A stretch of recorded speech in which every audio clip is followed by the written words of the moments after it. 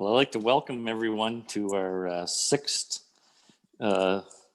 session for the year for best practices. Here we are, be the last one for this year, season 2, last session. I'd like to start off with a big thank you to everyone that's been involved in these sessions. A huge thank you to Perennia and Francisco for providing this platform and all the background work that Francisco does for this. He gives up a lot of evenings for this. Very, very nice of him to do that for us. And all the presenters that have been here all year long. These people are giving up evenings to help us present these messages and these workshops, and a huge bow of thanks to everyone that's put the time into this. So thank you, everyone. And also thank you to all the people that have tuned in to listen to these. You make it worthwhile for us to give up these evenings and do this. So it's really nice. And I think this year, with everything that's happened, taking the pivot to the webinar style has been very successful. And I think we've realized that we actually like it better than doing the live ones. So it makes it great. People don't have to travel. We can reach more people. So it's, I think, been quite a successful year for our best practices workshops. And I think we're all looking forward to what we have in store for next year. So stay tuned. We'll definitely have some on the way early in the new year. So with that, Francisco's going to start off for us today, and I'll hand it over to him. Thank you, Steve. I will be sharing my screen.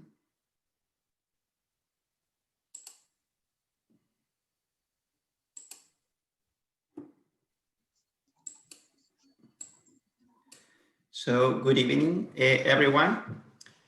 This time, if you see the outline, we were having Jeff Franklin to be presenting, to giving us a summary of the climate of the growing season. Due to different reasons, he can be here today with us.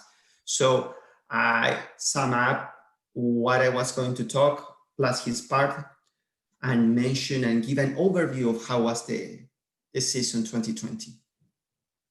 So at this opportunity, I will be talking about the climate conditions, and I will be doing a summary about the temperatures, precipitations, and frost-free days and growing degree days. So we can see overall how was the season, and at the same time, I'm doing a comparison with the last 3 seasons, 17, 18, 19.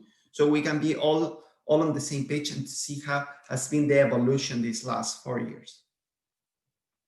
In the second part of my presentation, I will be talking about grapevine conditions, which is mainly phenological stages. I will be talking what we already mentioned through these best practices sessions. How was the bud burst, bloom, and veraison.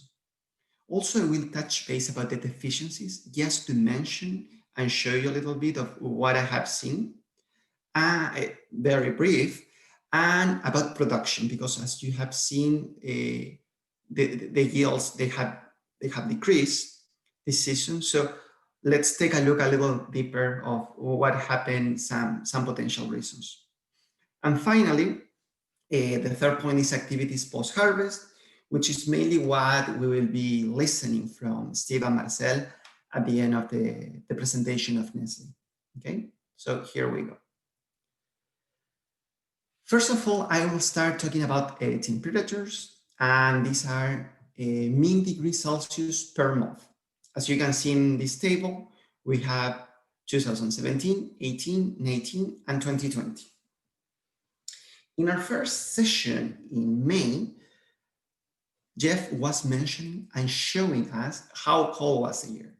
So if you pay attention how it looks here, 2020 in April, we have overall through the month 4.1 degrees Celsius, which is even lower than 2018.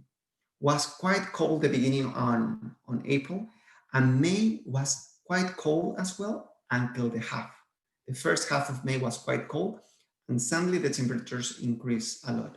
So we had 10.5 degrees Celsius, which is higher than 2019. You can see the difference. Anyway, 17 and 18, if you remember, they were they were quite warm years, so we have a very nice bud burst like in the middle of May. The other part that I want to show you, just to keep in mind how was progressing the season, is June and July. Because even though the beginning was quite slow, June and July, they were quite warm. So the plants, they started to grow quite fast. And indeed, you can see the difference between 2018, where it was 15.6 degrees Celsius. So you remember, 19 was quite cold. And the plants, they took some time to be able to grow in a proper way. Meanwhile, July, again, the temperatures increased again. So the plants, they were growing without difficulties. The last part that I wanted to show you is September and October. Why this September and October? Because usually in the middle of August, end of August and beginning of September, we have variation, that stage where the grapes start to earn sugar and burn the acids. And as you can see, in September of 2020, the temperatures dropped compared to August, which is normal, the change of the season, and we had 15.3. Anyway, was not too low and was good enough to have a very good ripeness of the fruit through that month. Even more, we have some varieties that they start with the variation in August. So through September, we were starting harvest. I would like to show and keep your attention in September of 2017, where we had very good conditions through the whole season, and with 17.61 also allow us to have a very nice ripeness process. So a couple of similarities and points to pay attention. October, here is the difference. Our October this season was cooler than 17, but was good enough to allow the plants to have a good ripeness. In terms of precipitations, again, I have the growing season from April till November, and 17, 18, 19, and 2020, plus the average of the last 18 years. So if you can see at the bottom where appears that square, we can see how 2020 has less rain compared to last year. Last year was a huge amount with more than 1,000 millimeters. But also the rain of this year was even lower than the average of the last 18 years. Again, I would like to show what happened at the beginning of the year, April and May. And I like to highlight especially 2019 because that is more fresh in our memory. How is the difference between April, first of all, 160 in 2019, and on 2020, 96. And on May, 110, and on 2020, 78. Last year, we had the soil profiles full of water. This year, we had less precipitation, and the temperatures were slightly higher, which contribute to have an earliest bud burst compared to last season. Moving forward, I like to highlight June and July. If you pay attention, June and July, we had 49.1 and 114.9 millimeters of rain. Usually, at the end of June, beginning of July, we had bloom of hybrids at the beginning, in the first half of June, and after the first half of July, we have Vitis vinifera varieties. You can see in this here, I put that June 16 to June 30, we had only 14.72 millimeters. So from the 49.1, only 14 they fall in the last half. It's a very nice coincidence because when we have the bloom, we want to have dry conditions to have a very good pollination. So for the hybrids, we had very good conditions of bloom with not too much precipitation and a good temperature. The potential issue could be in July, if you pay attention from the 114.9 millimeters, 103.39 fall in the first half. Actually, in only one day, in July 6th, they fall, according to this weather station, more than 60 millimeters, which is the issue because if we have bloom, which was the case this year, we had bloom of the vinifera varieties, it can affect the pollen and also destroy the flowers.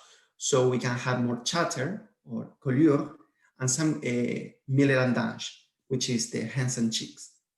Okay, so just to keep in mind of how this huge precipitation in these key stages of the vines, it can affect the production. I'd like to take a look also to August. If you see, we had only 70.6 millimeters of rain, which is below the average, but also lower than the other years, especially with 2018, where we had 141.7 millimeters. Again, I like to compare 2017 and 2020 because in terms of rainfall, total rainfall, they were slightly similar. Both of them, they were below the average, but 17 was even drier than 2020. So it's every season is different, but it's something good to keep in mind of what it will be happening. Also, what I would like to mention is it's now maybe the rain through this year, it was lower, which happened also in 19, which was high in 19, sorry. But we had events with high precipitations. Like for example, when I mentioned to you, July 6th, we had only in one day, 60 millimeters. So maybe now we are not dividing the precipitation so much. So we are having this huge amount of rain coming suddenly. So it's good to keep in mind that to have a very good cover crop and the good protection of the soil. So it's not only for compaction and erosion. If you are walking, also you will be able to pass with a tractor. It's a lot of things to keep in mind with huge precipitations. Now I want to talk about the frost-free days and the growing degree days, and I will start with the frost-free days. We started with a slightly frost on May 24. That was the last one with minus 0.7 degrees Celsius. And the first one was on September 21 with minus 0.1 degrees Celsius. Again, this is the information from one weather station. So other days where we had frost close to these days already mentioned, it's May 20 with minus 1.3 and October 11 with minus 0.9. So if you can see in 2020, on this table, I have a start because I didn't get I get the information from online. It's not, and I'm not really sure it's the same source of Jeff, which I think, but and start just to keep in mind that. You can see the total days of free frost was only 120, which is not too much. It's quite limited. Anyway, this is information coming from this weather station, Campbell. It's important to keep in mind that depending the places, it was different the impact or you had or not frost. Okay, I know different locations that they didn't have frost and the season was quite extended. Also the same with the varieties, not all the varieties respond in the same way when we have a frost. One very delicate one could be New York Muscat. With a slightly decrease of temperature is quite affected. If we take a look of 17 to 2020, we'll see how change the frost-free days, with 17 with 171 days, 18 113, we all remember that June for frost or freeze, 2018 with 170, and 2020 only with 120 days, but remember, this is from this weather station and from this location, so it's important to see how was the topography or your place. In terms of growing degree days, this is information coming from Jeff. The data until September 7 shows 1,064 growing degree days, okay? If I compare with the average of the last 5 and 10 years, these are 1,088.6 and 123.9 respectively. So we are like close to the average. From this table, you can see the highest point is 2018. On September 7, we had 1,096.2. So it was warmer than even this year. When I start to make an estimation until November, was 1,158.6. Again, I put in start because this is what I get adding to this information from online. To get more precise numbers, I will request to Jeff, and I can publish that information. Anyway, the growing degree days can provide us information to see how was the season and how this accumulation help us to have a proper ripeness. Now we'll change about the grapevine conditions, and I will be touching the main phenological stages and doing like a flashback of what we already talked through this year. The bud bursts start with some hybrids on May 24, to be more precise with Frontenac Blanc, and on May 31 with vinifera varieties.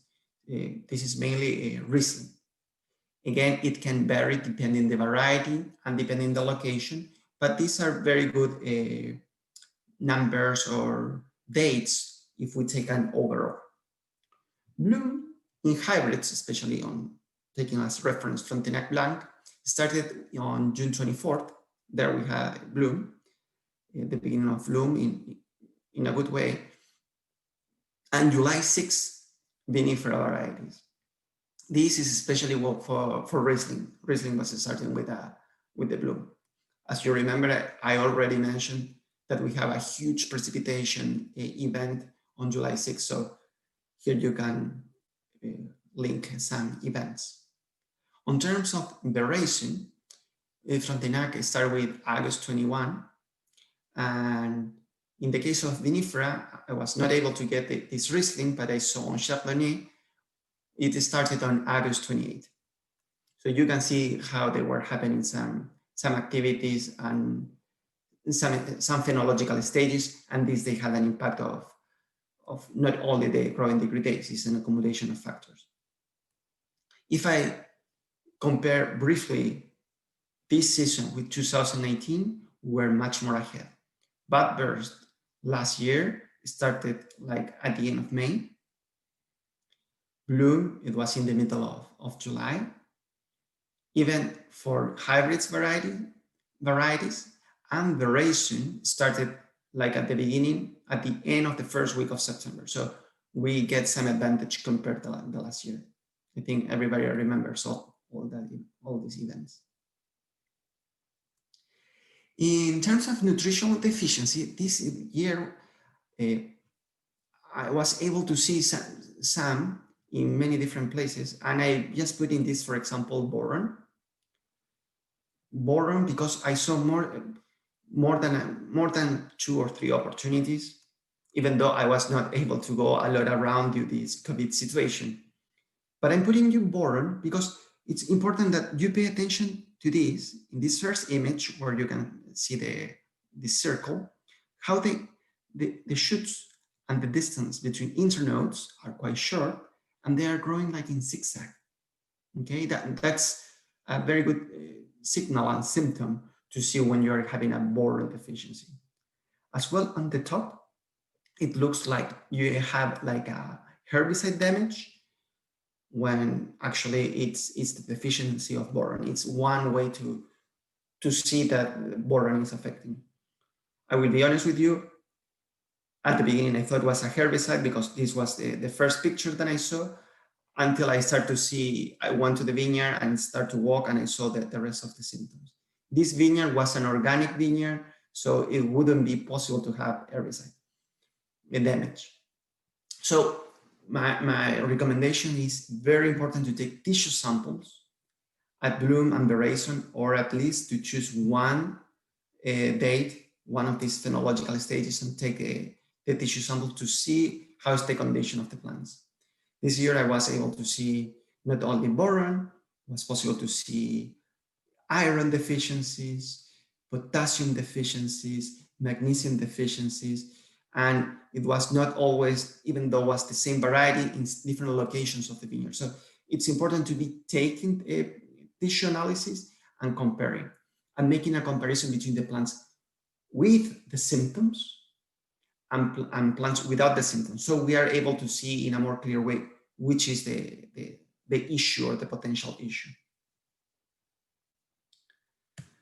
Now, in terms of production, I think everybody had some issue, generally speaking, I mean. The production diminished between 20 to 30%. Okay, so main observations that I have been able to see, it's at the beginning of the season, we had lower number of buds after pruning. I was counting the number of buds in different plants and comparing with the vineyard manager or the grower, how many they were leaving usually every year. So in some places, after counting, I was surprised to see that the numbers drop up to 50%.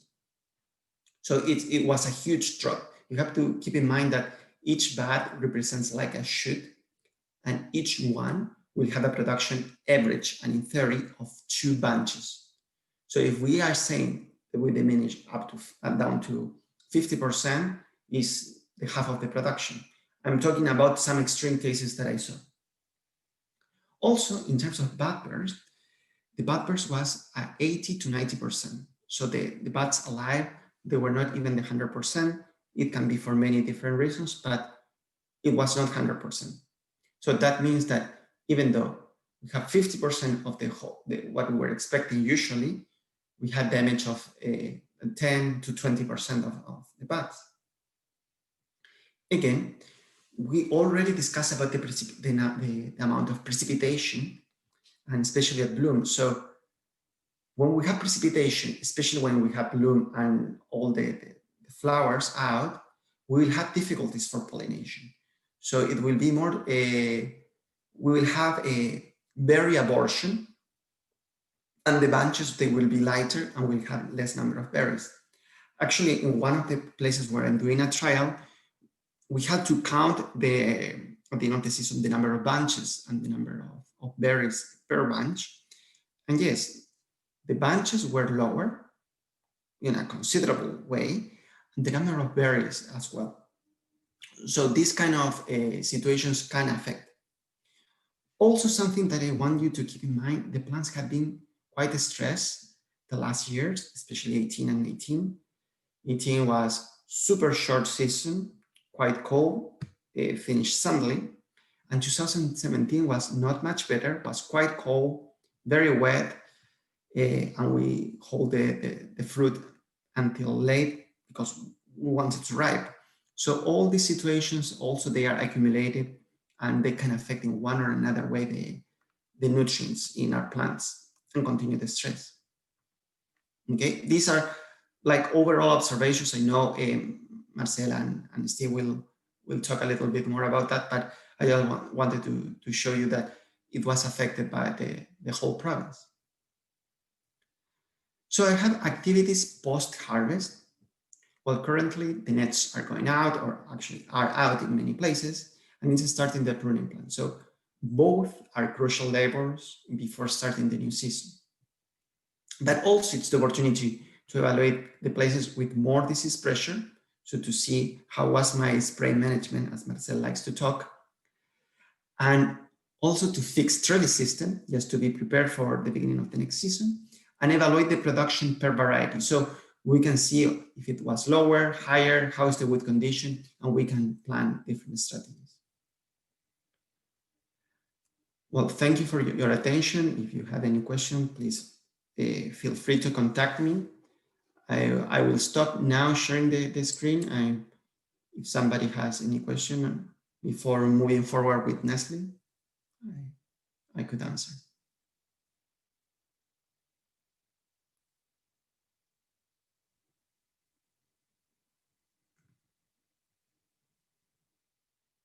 Okay, so I would like to invite Neslihan, Ivit. She will be talking now about the ripeness of the fruit, which is the second part and very important to see how is the season overall. Thank you, Francisco. I will share my screen.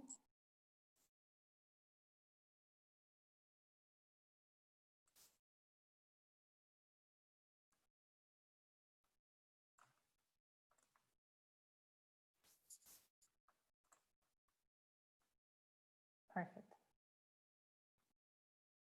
Good evening, everyone. My name is Neslihan Ivit. I am winemaking and innovation specialist at Perennia.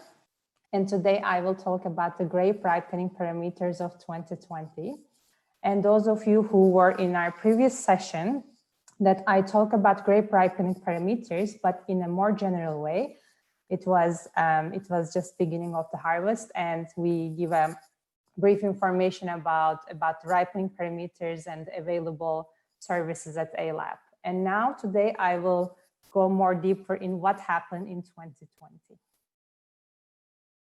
I would like to begin with a brief summary of the grape ripening period and what actually happens in the berry during the ripening period.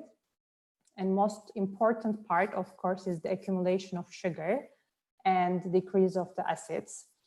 And also there are some differences in the cell wall. There are degradation of the cell wall and it becomes softer, and the skin of the berries become thinner. And there is also a variation of minerals. Of course, they are used or translocated in different parts of the plant. So there are a lot of differences in minerals. And on the other side, we have nitrogen compounds. Again, there is translocation of those compounds from the vegetative part of the plant through the berries. And we have phenolic compounds, which are very important for red varieties for color, and also mouthfeel of the wines with anthocyanins and tannins. And finally, aromatic compounds, of course, very important for wine part. Aromatic compounds, most of them increase during the ripening period, and they further contribute to the quality of the wine. So all these things are happening during grape ripening period, and we are actually able to track them through different parameters. And here in the slide, I had all the parameters that are available in the grape ripening package of A-Lab. Those of you who sent your samples to A-Lab receive all these analyses here. First analysis you received was the Brix. Of course, many of you are measuring that in the field to understand the sugar accumulation. That is Brix is frequently used in North America, but in Europe and other countries, sometimes specific gravity or density also can be used. So you also received those parameters. And again, for sugar accumulation, there was glucose and fructose. Those are the sugars, the main fermentable sugars in the must. And thanks to that value, we are able to calculate the potential alcohol that you will get in the wine. And the other parameter was yeast assimilable nitrogen. That is a very important parameter for winemakers to know, because it directly affects the continuation of fermentation and to have a successful fermentation. And you also had the potassium, which was added this year to the package, which is important for the sugar accumulation and also contribute to the pH of the wine and the must. You had, in the acidity side, you had pH, which is very important for all the biological reaction happen in the must and in the grapes. And then you have the total acidity. It's the total organic acids available in the must. And the main organic acids are tartaric and malic. You also receive those two parameters separately, which I will talk a little bit more in detail on that. And finally, you had volatile acidity, which is in negligible amount. It can be increased only if there is any acetic acid contamination in the must. So all these parameters were available in A-Lab. And to begin to 2020, I would like to first share with you how I got the numbers that I will present you right now, because those of you who sent your sample to a lab, and before you submit your samples, you had 2 questions to answer. First one, if you were agreed to anonymously share your data for statistical information and for academic reviews. And then the second question was if you were agreed to share your results with me. So those of you who agreed both of them, I took those numbers and make average of all the values that I received. So that's how I end up with these numbers, and which are very interesting and show us how the season was evolved in these 2 years, in 2019 and 2020. So that's why I would like to share them with you. First of all, how I again got these results. I took all the varieties, hybrids and vinifera, and collected all around from Nova Scotia. I didn't take out any variety, or I didn't take out any part of the region. So it's all whatever was received and shared, that is here. So if we look for the sugar accumulation, we see that in 2019, we had 16.20 bricks as an average. And this year we had 18.48. So it was a 2.28 bricks of increase. And of course, this is coming from the glucose and fructose values, which was 155 gram per liter last year. And this year it increased to 176 gram per liter, which is more than 20 gram per liter of increase in the sugar. And of course, that also translates to the potential alcohol in the wine. If all the sugar, assuming that all those sugar would transform in the alcohol in the wine, we would come up with 9.22 degree alcohol in 2019 and 10.46 in 2020. Of course, that increase will affect characteristic of the wine, the sensory characteristic of the wine, because alcohol affects different sensorial characteristics, such as it enhances the sweetness sensation in your mouth, and also it contributes to the body of the wine. So it would make a difference if you would increase this much of sugar. So this happened. Of course, we hear all the climatic conditions, how it was evolved in 19 and 2020. So we can directly see here how that affect and translate to our grapes. And the same thing for the acidity parameters, that all varieties and all parts of Nova Scotia are included in these average values. In pH, we had 2.95 of pH last year, and this year was 3.0, which is an increase of 0.13. That may not seem very high, but actually it's a very important increase, because if you pay attention to the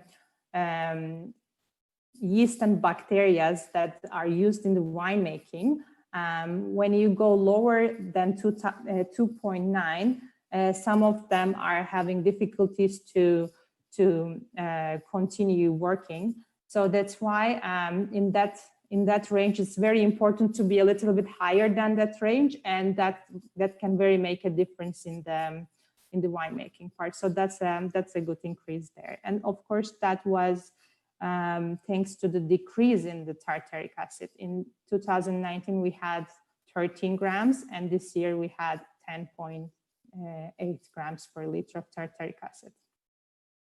And as I mentioned, we can take a deeper look in the tartaric and malic acid values. In the tartaric this year, we had 6.6, and malic acid we had 5.63, which is very, very different than the last year, which was 8.92.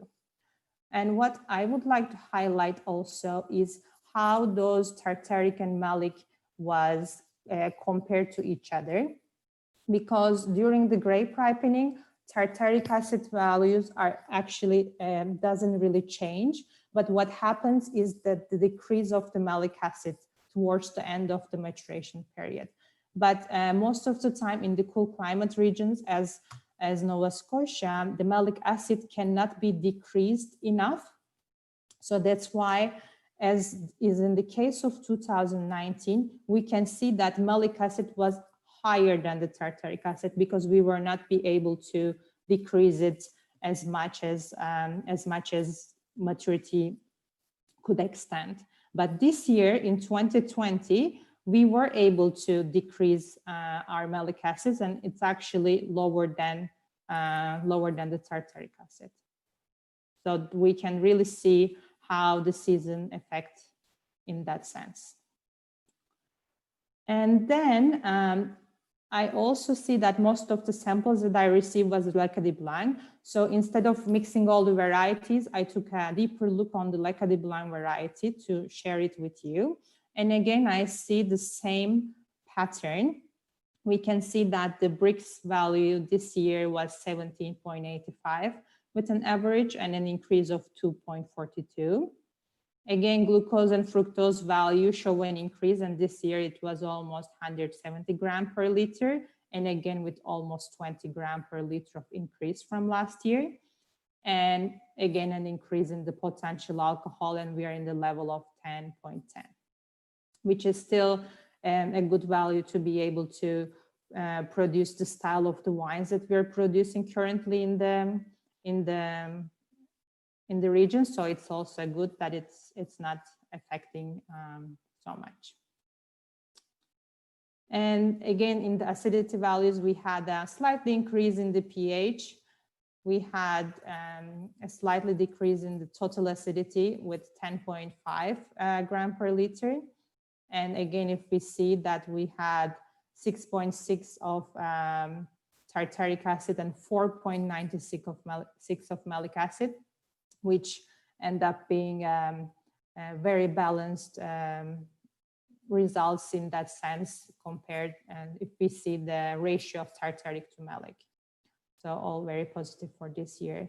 And I would like to thank all of you that were agreed that their result can be used for the statistical purposes. And I think it's very important for all of us to see these values and have those data. So in the upcoming years, we can always go back and understand more of how the ripening parameters can affect our grapes and wines. So thank you for your attention. And if you have any questions, please go forward, or you can contact me at nivit@perennia.ca.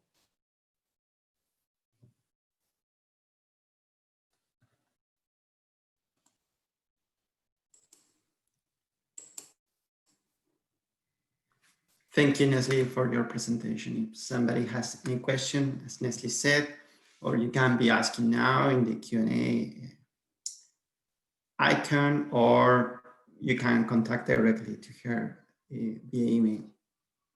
Thank you, Neslihan.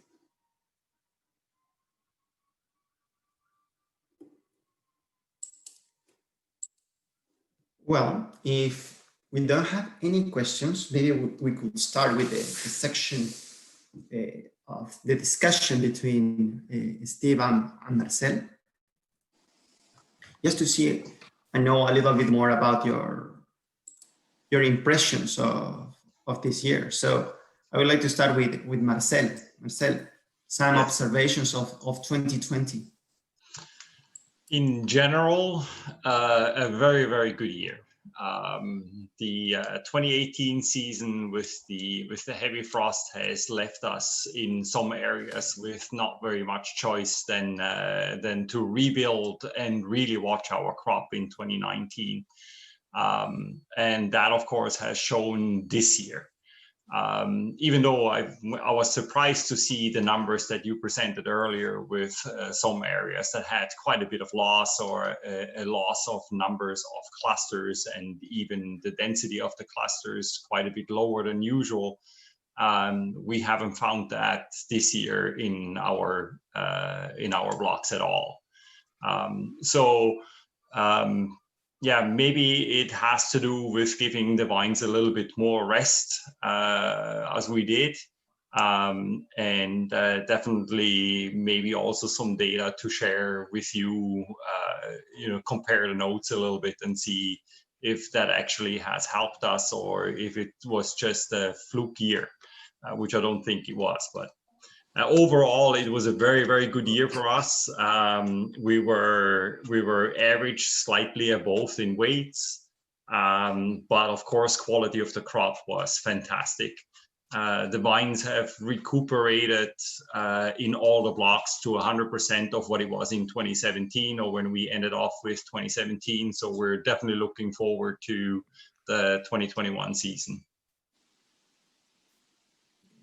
Thank you, Marcel. I'm glad to hear that you get a good values, and also that you're mentioning that you leave resting the plants for a while. Yes. Because I remember you had your strategy, your plan was leaving them rest with very low to almost no production the last 2 years, but now these are the results you're harvesting, actually.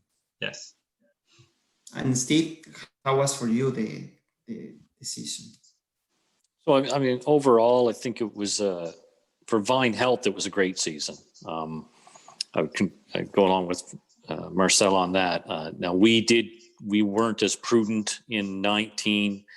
We probably, for the conditions, we overcropped a little bit, and we certainly paid for it this year. And I think that's the trend that we saw that showed in some of Francisco's numbers. But that being said, the vine health at the end of the season looks really good. I'm really happy with the lignification and the maturity of the vines, the diameter of the shoots and everything that look when we go through to look what we're going to prune back to. So we're really happy with that. And also looking over the season, the disease pressure was pretty low. I mean, we made less passes through with the spray gears, less fungicides put on. So it was pretty successful season that way. Like I think everyone's on board that the quality of the grapes was spectacular this year. I think we've really given the opportunity for the winemakers to make some really nice wines this year. So I mean, that's certainly a plus. So I would go along with Marcel and say the vine health is back very close to where we want it to be. Very successful year for us that way. Our yields were down a bit, but that's just, we weren't as prudent in 19 as I think Marcel was. Yeah, it's important to say that to see that depending the strategy, you can get different results. But overall, as you're saying, the wood this year looks fantastic. We have a milder season compared to 2018, especially with 2018, with less disease pressure. We reach a good lignification at the end of August, something quite difficult to see. The plants diminish the growth. So overall, that also helped to have a very good fruit with a good balance.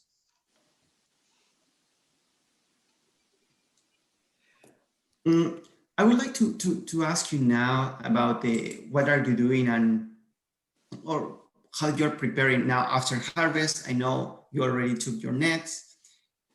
So which activities have you done or performed until now? Steve, I would like to go with you right now. Have you done your vine healing, some soil management, some trellis system work? In which stage you are right now? Yep, the nets are all in. They've been in for a while. That was one of the advantages, kind of a early harvest this year. We got a little spoiled. So, we actually had our nets all rolled up on basically the same day that we finished harvest in 19. So that was a nice change. So, but yeah, the nets are in. We've gone through, fixed some end posts, fixed up some things like that we noticed through the year. So then we've got quite a bit of grafted vinifera, so that's been hilled up. We like to hill them in the first 5 years to give that graft union a big chance to really get strong and thick. After the 5th or 6th year, we probably don't hill them anymore. A couple of the blocks we haven't hilled for a couple of years. So that's all done. We've gone through with the spader and a quick pass through the spader. And for those of you that were there for the talk with Olivier Humbrecht, he talked about a quick pass through with the spader in the fall, and just to make big blocks of kind of sod, to let the water and the frost get a little deeper down into the soil and help with compaction, and also make water channels so you don't get that run across the top of your vineyard. You get the water to soak in a little more and have some channels to slow down. So we've gone through most of the vineyard and done that. We've got a couple sections that are pretty steep hills. So we'll wait till spring just for erosion control to not do those with the spader. But and then as far as erosion control goes, the problem areas that we've identified over the years, we go through, we make about 200 or 300 small bales of hay every year and a couple little pieces that we don't have vineyard on. We use those strategically throughout the vineyard to direct and slow down problem areas of erosion. So that's done. We've done our walkthrough to kind of identify vine health and disease left on the vines, crown gall at the end of the year, kind of just to get a sense of what we think we're going to do. We kind of like to have a look at this time with the leaves off so you can get a better sense of how far it is between the nodes, so your internodal length. That's going to have an effect on our pruning, how many vines we leave, how long we leave for the vines, and all that. So we've kind of done our walk through. The latest thing we've done is put the pre-pruner on. So the pre-pruner's on. I made a pass through actually the first block that we harvested was Luckett. I just did a couple rows. It's a little early for me yet to do that, but I just wanted to have the machine all ready to go. We'll wait now probably until mid to late December. We get a nice frozen day, or if it dries up, we don't want to make any tracks in the vineyard. So we'll wait probably for the ground to freeze up, and then we'll go into pre-pruner. And we tend to just pre-prune to just below the top wire. We don't want to take too much material off, especially earlier in the year, but we're just trying to make it a little easier on our shoulders when we're pulling. So just below the top wire. We also don't want to shred up too much material because we like to get the pruning material out of the vineyard. We don't want to leave it in the vineyard. So we're really just taking that top 6 to 8 inches off. But that's kind of where we are right now, I think. Okay, great. I'm glad to hear that you have done a lot of things and earlier compared to 2019, especially with the harvest and netting. So good. And Marcel, how has it been with you? It's about the same than with Steve. The netting has come in really early this year, which was really nice to see and get that out of the way. The hilling has been done in some problem areas or in grafted areas as well. That's been all finished up. The trellis has already been fixed. Usually that's a job that we do early spring between pruning and tying in, but the trellis is all done as well for next year. So it's a good head start for the next season as well. Importantly, we did the assessment of the vineyard already too. So we've already determined which blocks would be able to bear a little more fruit, some blocks that would bear a little less fruit. Of course, everything has been checked over for possibilities of crown gall or any other diseases that may carry over into the next year.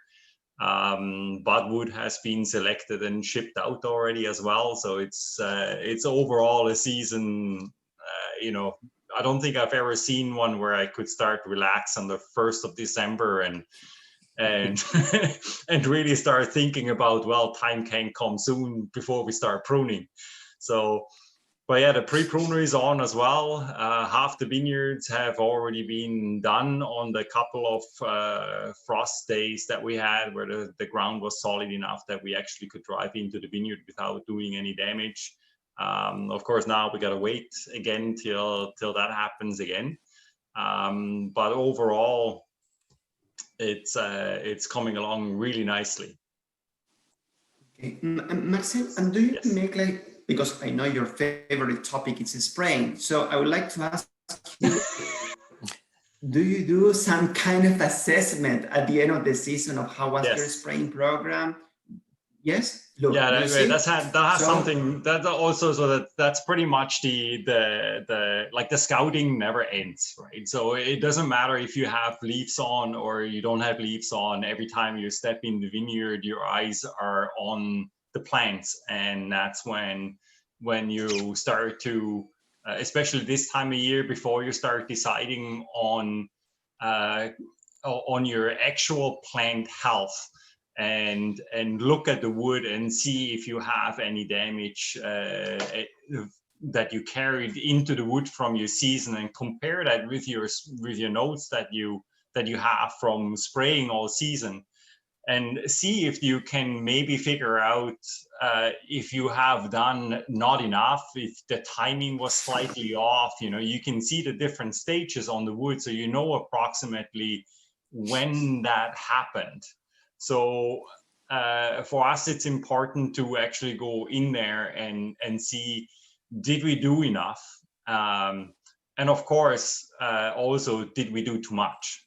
So is where can we leave off a little bit, and don't put that in writing anywhere. So but did we do too much, or definitely now you can see that if you didn't do enough. So those notes are very important to compare, and also then take conclusions from it, and determine on what your pruning steps are going to be for those blocks.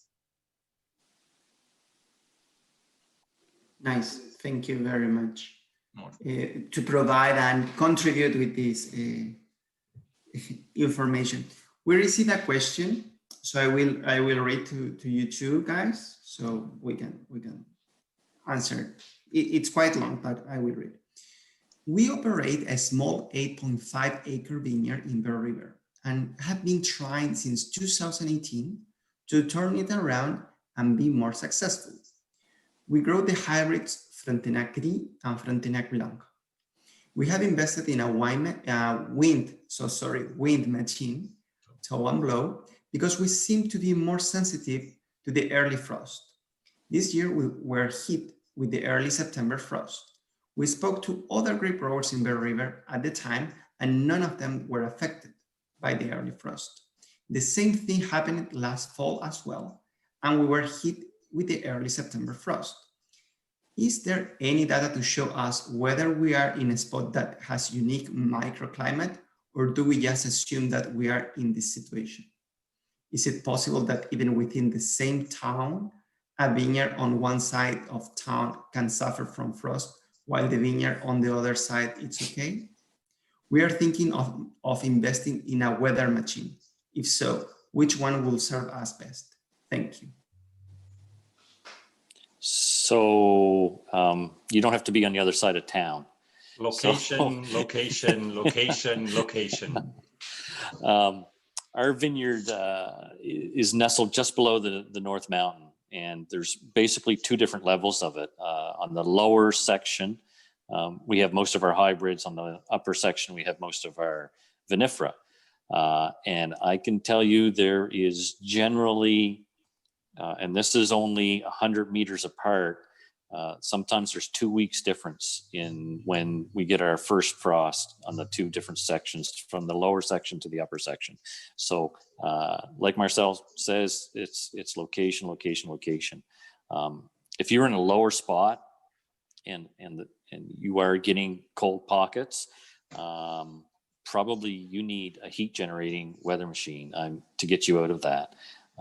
That it's tough. And I mean, there's some interesting strategies to use for frost mitigation. And there's some old traditional styles, and there's lots of really nice fancy new machines. So it kind of needs to work in with your budget and what you're willing to do. Some of them are quite labor intensive, and some of them one person can take care of many acres. So you can do everything from burning hay bales to vineyard candles to propane powered heat turbines to wind machines. So it's hard to nail down what one person should do, but it really depends on your budget and your labor pool and what you're willing to do. Do you want to add to that, Marcel? You pretty much covered that one. I think the most important part is also your budget. You can blow oodles of money on things like that, and it might not quite work that way. But also keep in mind, and I don't know how close your neighbors are on it when you start talking about a wind machine.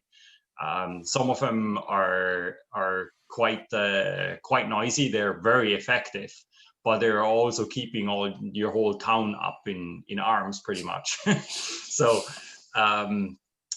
so figuring out what your budget is, and maybe I mean there is loggers around that will take readings every 10 or 15 minutes on temperatures or sunlight density or intensity. That you can collect data on your own to figure out where those really cold pockets are, and then concentrate with anything, if it's a propane heater or any pretty much anything that fits in your budget, and try to figure out, get that cold out of those pockets. Thank you very much for your answers. I think they were quite complete.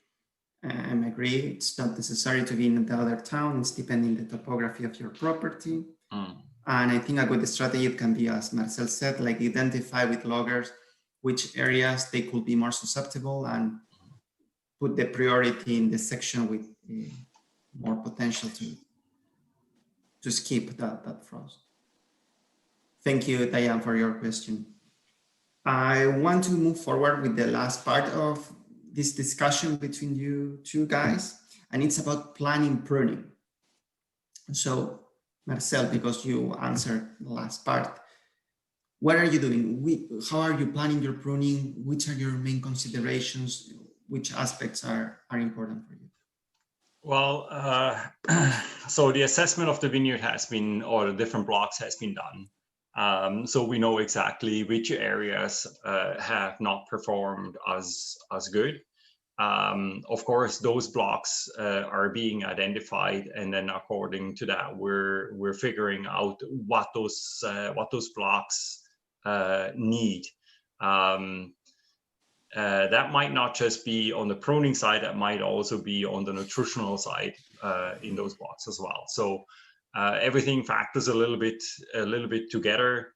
But also this will be discussed a little bit later on in a meeting with the winemaker, that of course needs to know those things, so he can start on planning on knowing where out of which blocks there might be a little bit less fruit, and which blocks will produce a little bit more. Yeah. So that's pretty much the planning stage that we're in.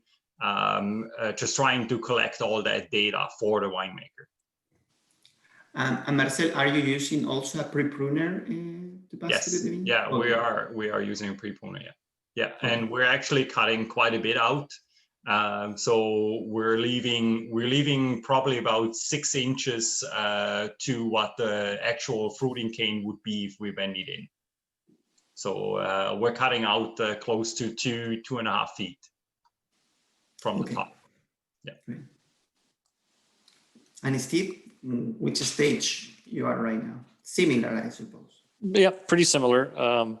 So one thing we're really trying to do this year is assess not what happened just last year, but we're kind of trying to look at the last 3 years, and we're trying to look at the trends in the production. One thing we've learned over the last 2 to 3 years is I mean, our vineyard is relatively young, so, and we've really trying to dial in and get over that up and down trend. We're trying to get away from that overproduction and then recovery, and then overproduction and recovery. So, and I mean, Marcel spoke to that before, and it's such a great example. I love to hear you say it, because it's something that we're in the midst of learning and trying to get better at. So it's a great example. So we're really assessing that, and we're kind of trying to be prudent for next year and not get too excited about the health of the wood and overproduce again. And like Marcel said earlier, you know, he was feeling the health of the vines was back to nearly 100%. And you know, for us, I think the condition of the wood is probably 100% to where we want to see it, but still with us in our recovery mode and being down this year. And I think the overall reserves of the wood are still down a little bit. The plant overall, I mean, we'll probably target somewhere in the 80% range instead of 100% range for next year, but that's a little early right now to say that maybe, but that's kind of where we're at.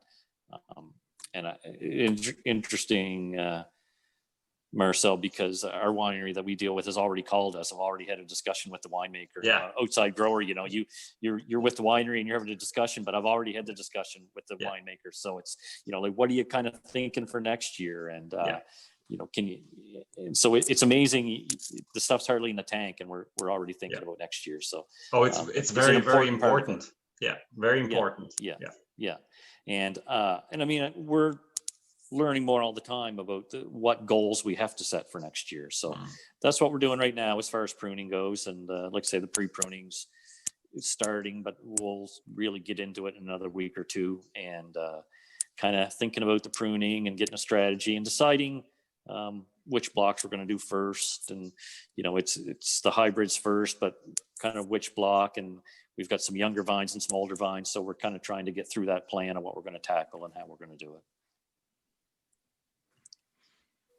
Yeah, it's interesting that how crucial it is to be connected with the winery just to define of where we want to go, which is the goal of the vineyard, so we can define since the beginning, from the pruning of where we want to go. And as you said, Marcel, it's also the nutritional part involved, but now we go by part and it's the pruning.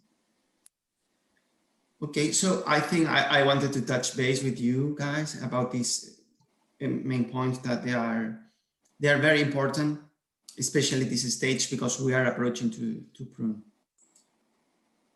I have one more question from Sharon. I will read, so then you can answer. You had mentioned the overcropping in 2019 and impact on decreased yields this year.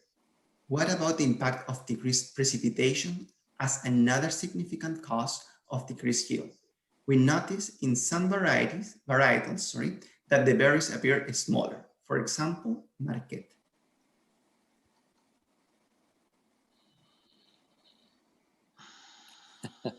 So from our vineyard, I wouldn't say that the drought conditions had much effect on the yield. I think the effect on the yield was from the conditions of the previous 2 years and the recovery of the vines.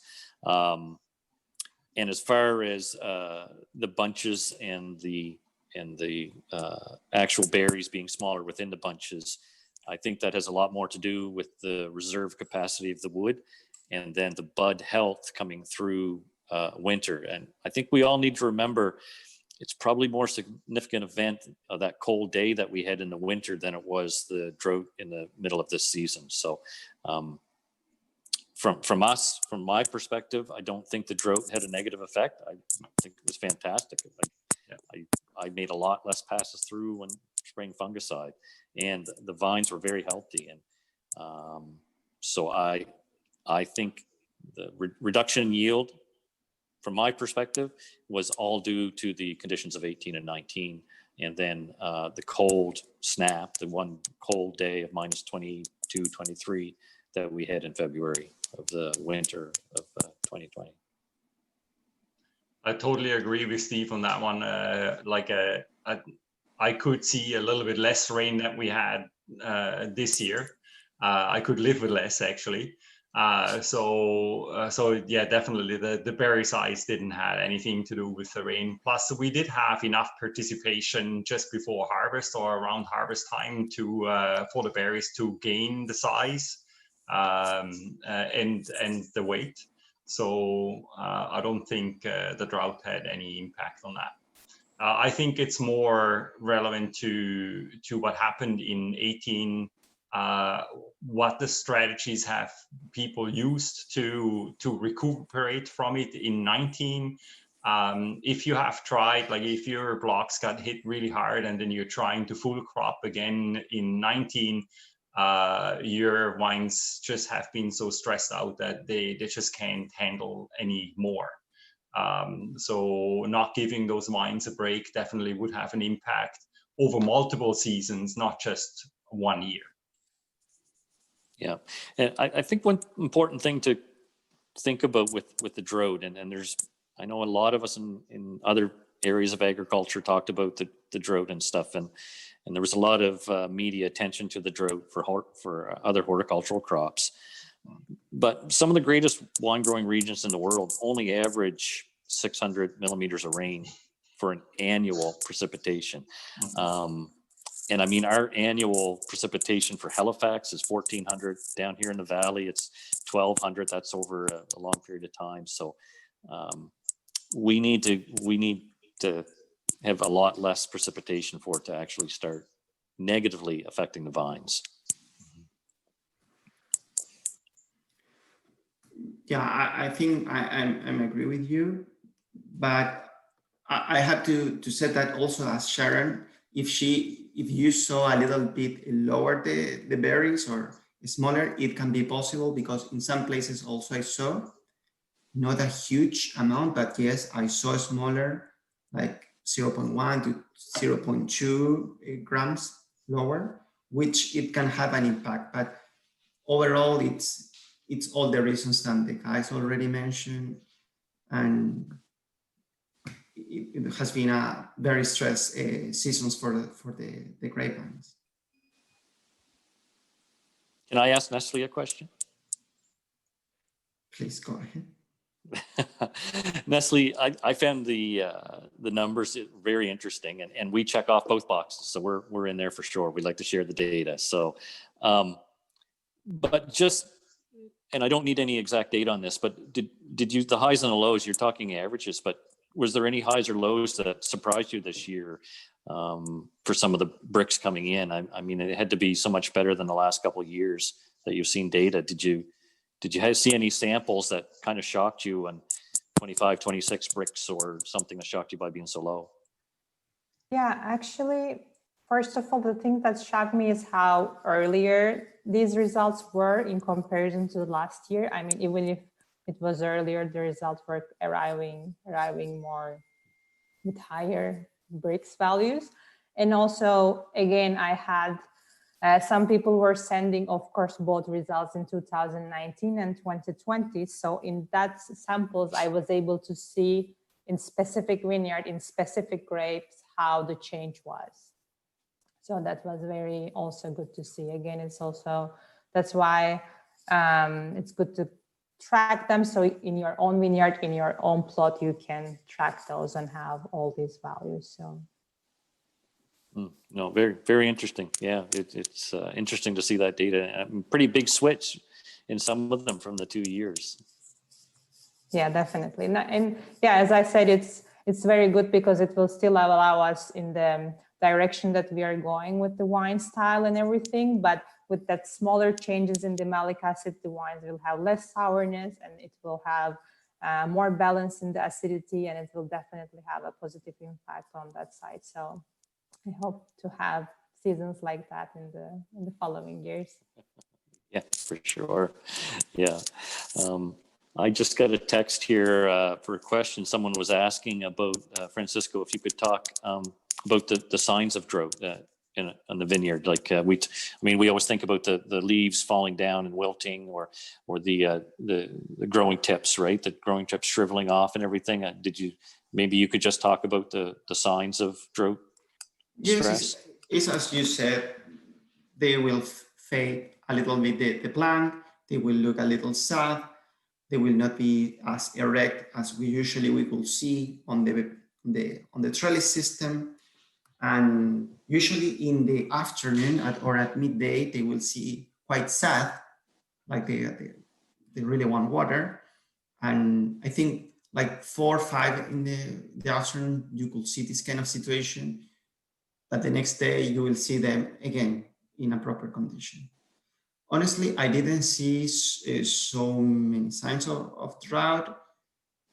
I cannot tell without measuring. So you can have some water stress conditions, which I saw in some places. I have to tell you, I saw, especially in areas where the soils, they were very sandy, very light, and in areas where they didn't receive as much precipitation as we receive according to this weather station in Canville. But also something that we have to keep in mind is how's the root system development, because we want to have a plant with a very good root system, well established, very deep. So in that way to keep an active uptake of water and nutrients. If it is very superficial, yes, the plants, they will be much more susceptible to have any situation issues if the water stop or is not as good as a normal or a common average precipitation. So just a question that's come to mind on that, Francisco, if you had young plants, if you had planted new vines this year, would you try to hold off watering them until they were severely stressed in an effort to drive those roots down further?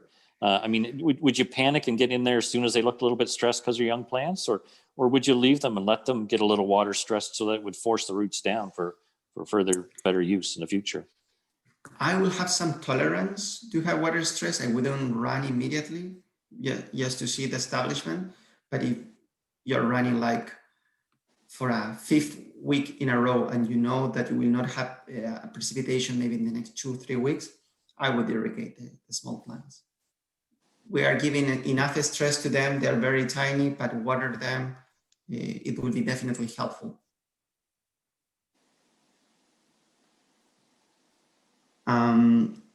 I think we'll finish with this last question from Bernie. He said, I was hit by the early frost in September. At what time should I stop hedging to encourage the new top growth to be tough enough to resist frost?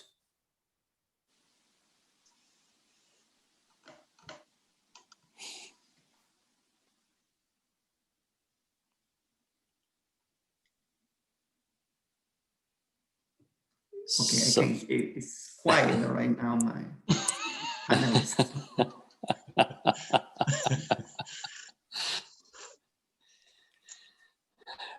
So the hedging thing, I mean, yeah, I'm not sure. I wouldn't. Do you want to take that, Marcel? I was hoping you would. No, the hedging thing is always a little bit, always depends a little bit on where you are and what your plants are doing, how vigorous they are. We're trying not to do it more than twice a year. On a year like this year, yes, it has been twice. But most likely we're trying to have at least, I would say, about 6 weeks or so before our harvest, raisin somewhere in there. It all depends a little bit too. But enough time to have those top leaves or have new young top leaves that will help us produce, produce some sugars. So you don't want to do it, wait too late for it. Like if you're out there hatching when there is a raisin going on, then you're definitely in trouble. Yeah, that's about our timing, more or less. But if a frost will hit you, it will always catch the top leaves first. That's just how it is. So if you want to protect your vines from frost, then you have to look for other means, like windmills or any other frost protection. Yeah. I think we're on the same program, Marcel. Like we always try to think of 30 days. So it takes about 30 days after you hedge for those leaves, new leaves to grow and kind of get into that when they're producing the most sugar to put in the plant. So we want to time that at kind of 50% veraison. When you really want to start driving as much sugar into that plant as you can, you want your leaves at the perfect stage. So we kind of think in that 30-day period on that. if it means that your vines look a little scraggly at harvest, we really don't care. It doesn't matter. It's all to us for sure. It's all about putting the sugar in the vines. Yes. So we don't need a perfect looking vineyard in front of the winery, thank goodness. No. So we just wait. Sugar. Just wait for what? Well, who knows? Maybe you will build one these days. No, I've got this beautiful little winery set up in my basement, and I make a little bit of wine to sip on during best practices, and that's all the winery I need. Oh yeah, you're absolutely right. So looks is definitely for your neighbors or for yourself, but most importantly is the ripeness of the fruit and the health of your plant. And what they look like at the end of the day, it really doesn't matter. Yeah. Okay, guys, thank you very much to all the participants. I appreciate for all the questions. It was a very nice interaction. I'm looking forward to continue with this kind of presentations in the future, to have the different inputs from everyone, and also to continue this discussion to know how's the growing season and which inquiries we have. So all together as association, we can be answering this.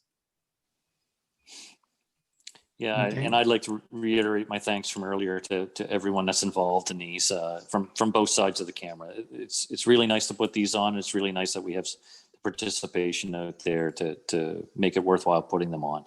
The one thing I'd like to add is if people have specific topics they'd like to hear, if they could email myself or Francisco or anyone else that you see on the screen here, Marcel, bother him too. So, we'd like to address the concerns of some of the people, some of the issues and everything, and we'd like to carry this on for years to come. We hope. It's I think the first 2 years have been great. So,